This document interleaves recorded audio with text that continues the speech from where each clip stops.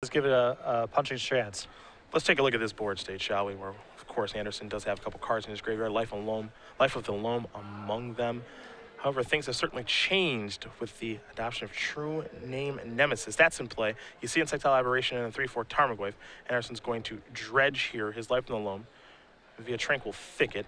So Loam will go to the grip, Thicket will go to the graveyard. Glacial Chasm, one of the cards he's found. But he doesn't have an Exploration-esque effect out there in play. I was about to mention the same thing. He doesn't have the cheat yet. Loam without Exploration or Mana Bonds is a pretty innocent card unless you're locking someone in Wasteland.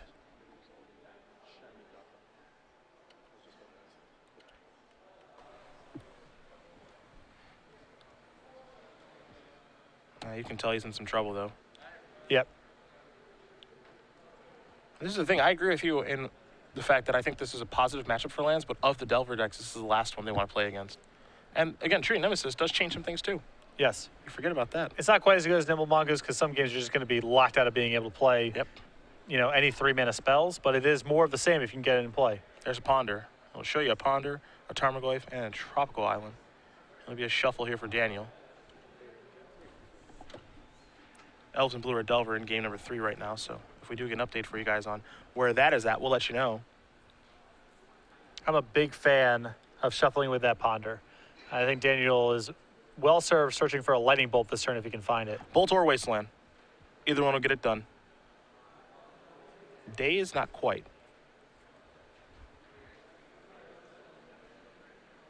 Into the red zone we go. Maze, take down the Goyf. He's down to 3, it seems. However, for Andersen, he did mill over a copy of Glacial Chasm, so that might give him a chance here. It's time to draw a card. I believe Caracas was the draw. Dark Depths, in fact.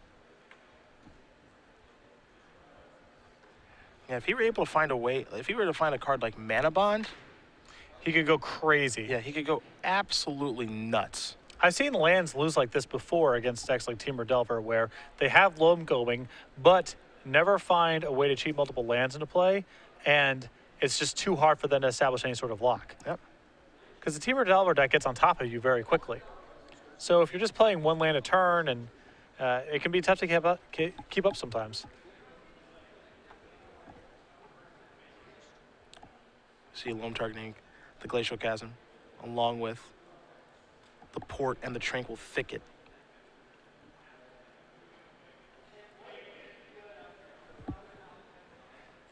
If you're Nick Leashano, you are hoping that lands can work your way out of this one. Yeah. You would prefer not to play against Temur Delver. Not that you can't win, but the lands matchup is a little bit easier. Sacrifice the forest there, will Chris?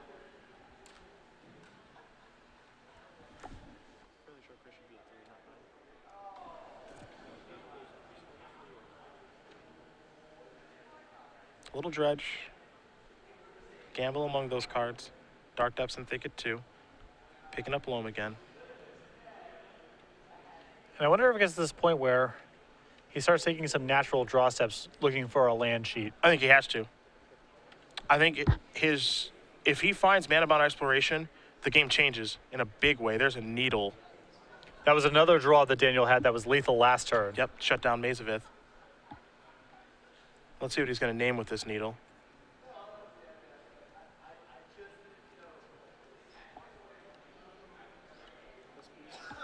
Hey, Thespian Stage.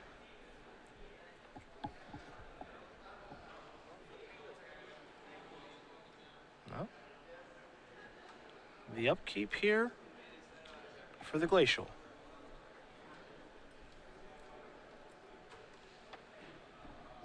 Yeah, he's down to 1.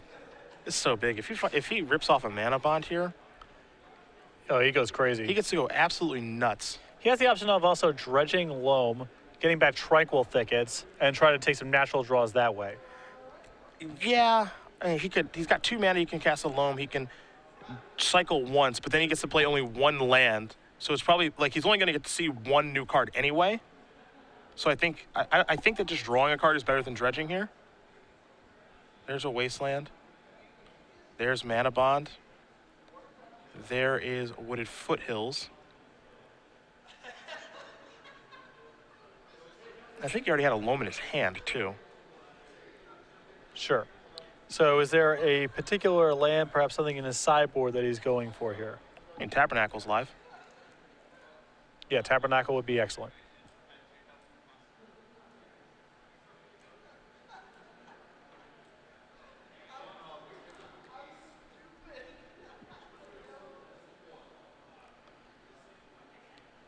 And Chris isn't quite dead because he can let the chasm go, get it back.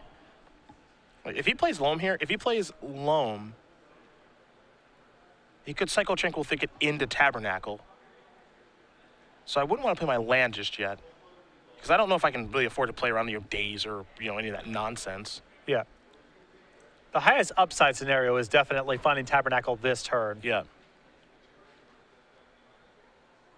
He picked up a couple copies of Tranquil Thicket in a Wasteland. He's going to cycle a Thicket. See if he's going to dredge or not. He will. And now I'm okay with dredging, because if your goal is to, if his plan all along is just to find Tabernacle, then I'm fine with dredging the entire time. Yep. But I think that your goal isn't just to find Tabernacle. I think your goal is to find a lot of different cards, actually. A card like Gamble, Exploration, Mana Bond. There's actually a couple of different things you could find there. So that's why I'm actually okay taking a draw step initially instead of dredging at the beginning of his turn. Well, Chris might think the highest odd thing to do is just try to flip for Tabernacle. Sure. And Tabernacles, from where Chris is sitting, might just look like it's game over. Now, if you're Daniel, okay, yeah, you got it. One thing you have to actually do is play your lands. Yeah, it's easy to get locked out here. Yeah. And he might be worried about the same thing that he might be worried about Chris finding a card that allows him to put multiple lands into play and getting everything wastelanded. But he still needs to keep playing lands because Tabernacle is the primary concern right now. Yeah, it's a nightmare. Well, of course, you got to let that go. So, bye-bye Glacial. And fortunately for Chris, Daniel does not have a Lightning Bolt. Now the question is, do you draw or do you dredge again? I believe he has a loam in his graveyard. You can see his hand right now. A bunch of ports and dark depths and wastelands and all that jazz.